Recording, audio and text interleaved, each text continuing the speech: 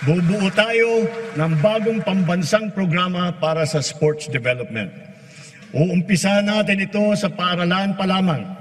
Ibabalik natin ang mga sports club at magsasagawa tayo ng mga palaro at intrams sa lahat ng pampublikong paaralan.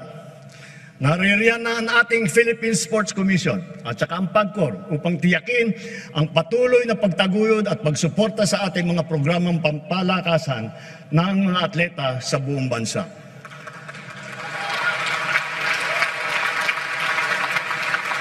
Dahil sa mga ito, ang ating kabataan ay maagang namumulat sa sport, humuhusay at tumataas ang kumpiyansa. Sumusunod sila sa yapak ng ating mga kampyon at world-class na athlete tulad ni Senator Manny Pacquiao, ni Heidelin Diaz, ni Caloy Yulo, Ira Villegas, Nesty Petesio, EJ Obiena, Alex Ayala, ang Paralympian natin na sina Gerald Mangliwan, Sandy Asusano, Angel May Otong at Ernie Gawilan. Sama na rin natin yung bago nating kampyon, si PNP Chief Nick Torres.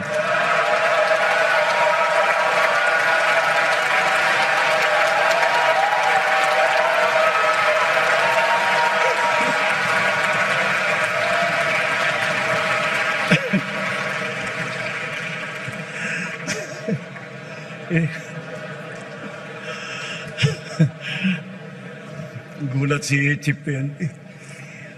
At siyempre, pati pa ang ating kampyon sa Asian Winter Games, Philippine Men's Curling Team. Akalain mo nga naman, walang winter dito sa Pilipinas.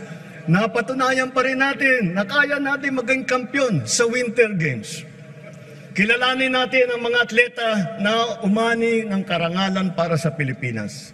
Hindi lamang sila nakapaghatid ng kasiyahan sa buong sambayanan, pinalakas pa nila ang ating pagmamahal sa bayan at lalo pang pinatingkad ang dangal ng bawat Pilipino.